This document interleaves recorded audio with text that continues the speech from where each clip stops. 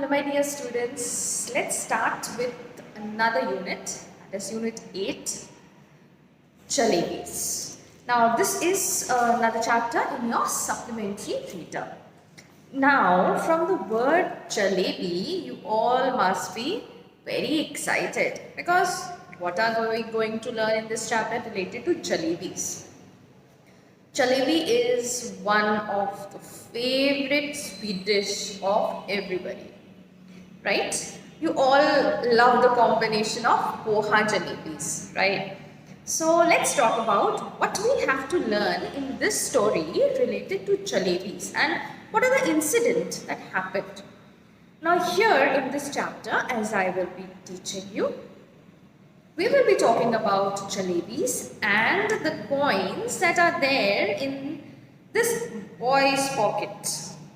And what these coins will going to tell him to buy the jalebis. So let's start with the chapter and simultaneously I will be explaining. Jalebis. An honest boy is on his way to school carrying money in his pocket to pay the school fees. The sight of crisp syrupy jalebis in the market excites him and the coins in his pocket begin to jingle. After a long debate with himself, he yields to the sweet temptation. Everybody loves to eat jalebis and this is the same thing happened with this boy who had some money in his pocket that he was going to pay fees with. But when he saw this sight of the jalebis, he was tempted with this. That was a sweet temptation. And how this temptation goes on and what was the result of this temptation, let's see. It happened many years ago. I was in the 5th standard at the government school, Kambalpur, now called Attak. One day, I went to school with 4 rupees in my pocket to pay the school fees and the fund. When I got there, I found that the teacher who collected the fees, Master Ghulam Muhammad, was on leave and so the fees would be collected the next day. All through the day, the coins simply sat in my pocket. But once the school got over and I was outside, they began to speak. Now, when he was going to pay the fees, Mr. Ghulam Muhammad, who was supposed to collect the fees, was absent. And the coins that he had were in his pocket. And that coin started to jingle, started to speak. Alright, coins don't talk. Yes, you must be thinking, how would a coin talk? Coins are non-living things, so how they can talk? But when we study English, anything is possible. We live in an imaginary world where here the coins talk. They jingle or go khana khana. But I am telling you, that day they actually spoke. One coin said, "What are you thinking about? Those fresh, hot jalebis coming out of the kadhao in the shop. Over there, they are not coming out for nothing. Jalebis are meant to be eaten and only those with money in their pockets can eat them." Yes, the coins started talking to this boy, to the author of this story, that why are these coins? What are these coins doing for nothing in your pocket? You can see that there is this jalebi coming out of the kadao and from the pan, as we say, the kadhai, and it is coming out for nothing. if it is coming out, that means it should be eaten. And only who can eat? The one who are having money in their pocket, and you are one of them who are having money. And money isn't for nothing. Money is meant to be spent, and only they spent it who like jalebis. Look here, you 4 rupees, I said to them. I am a good boy, don't misguide me or it won't be good for you. So here the money was basically for the fees and the fund. So he was, stopping himself from getting into that temptation of buying the jalebis and listening to the coins that were speaking to him. So he said that, listen 4 rupees, don't misguide me, I don't want anything, I am a good boy and I get so much home. So he said that he is a very good boy. I get so much at home that I consider even looking at something in the bazaar a sin. Yes, he said that I am not tempted. I eat a lot and I have everything at home and I get so much. My parents give me everything. So I'm not getting tempted. I don't want anything. It's a sin for me. Beside you are my fees and fund money. So he said to the coins that I am not going to use you. This money is just for my fees and the fund to give to Mr. Muhammad. If I spend you today, then how shall I show my face to Master Ghulam Muhammad in school tomorrow and after that to Allah Mia at Qayamat?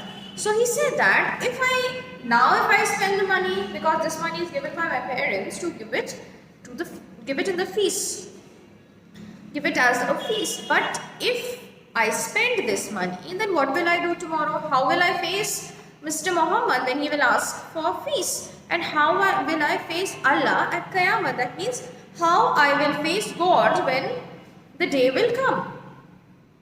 You probably don't know it, but when Master Ghulam Muhammad gets angry and makes you stand on the bench, he simply forgets to let you sit till the last bell ring. So boy is afraid of the punishment that Mr. Muhammad can give him if he will not submit the fees.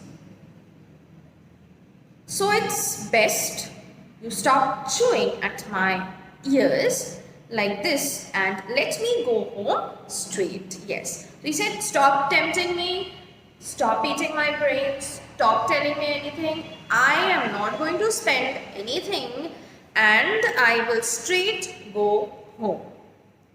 The coins disliked what I said so much that all of them began to speak at the same time. Because this was something that they didn't like, so all the 4 coins, that 4 rupees, started talking among themselves. There was much of a clamor that passerbys in the bazaar stared eyes wide open with surprise at me and my pocket. Clamor means they all were clinging in his pocket as if they were making a lot of noise and talking to each other, and everybody was around staring at him that what he is actually talking to, because in reality there are no coins that you can talk to. So but he is talking to coins, so it was something very strange for the passerbys around. So they were all staring at him. The coins of those days, the wretched things made so much more noise too. Finally, in a panic, so he started walking fast so that coins were started clinging more. I grabbed all 4 of them and held them tight in my fist, and then they were silent. Yes, even if you have change, as you call the coins in your pocket, when you run or when you walk, it starts making sound. So what did he do? He took all of them and just tightly held it in his hand so that they won't make any noise. After taking a few steps, I loosened my grip. Immediately, the oldest coin said, Here we are trying to tell you something for your own good, and you try to strangle us instead. Now here, As he held the coin tight in his hand and as if they were living beings, they said that why are you strangling us since we are not able to breathe? Why are you holding our neck, kind of? So they said that we are only talking for your good and we want you to follow what we are saying. Tell me honestly now, don't you like to eat those hot jalebis?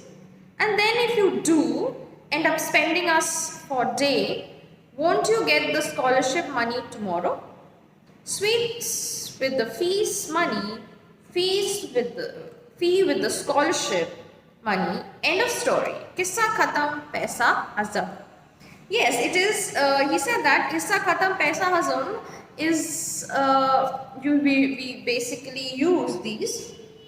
It means end of story. That means you eat and you can just adjust it and it will be all fine. What you are saying isn't right, I replied, but it isn't the wrong either. Listen, stop blabbering and let me think. He said that. Stop it. Now, no more talking, nothing. Don't confuse me. Don't blabber. Blabber means talking very confusingly. The coins are trying to confuse the boy. He said, stop it. Let me think what I can do. I am not a common sort of boy. But then these jalebis are not common sort of jalebis either. They are crisp, fresh and full of sweet syrup. My mouth watered, but I wasn't about to be swept away so easily. He started to get tempted a little bit, but he still is resisting the temptation. In school, I was among the most promising students in the 4th standard exams. I had even won a scholarship of 4 rupees a month. Besides, I came from a particularly well-to-do family. So I enjoyed considerable prestige. That means he started to think. And he said that I have a scholarship that I won, being a very, very promising boy, that is 4 rupees every month. I am belonging from a well-to-do family and a very, respectful family I am coming from. I had never once been even beaten so far. On contrary, Masterji had got me to beat the other boys. For a child of such status, standing there in the middle of the bazaar, eating jalebis, he said that I am, everything I'm getting from my family, I am from such a prestigious family, I have a status in the group of boys in my school, and what will they think when I will be standing there in the bazaar eating jalebis?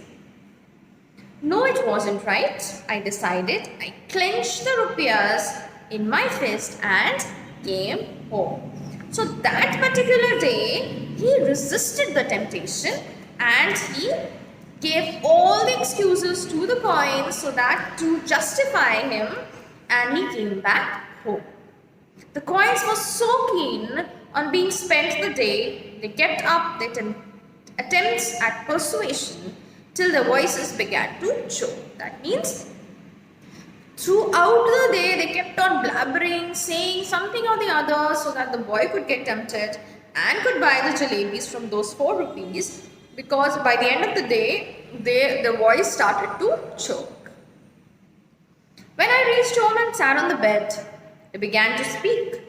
I went inside to have lunch. They began to shake. That means all of them, they started jingling, speaking and trying to persuade him to do something.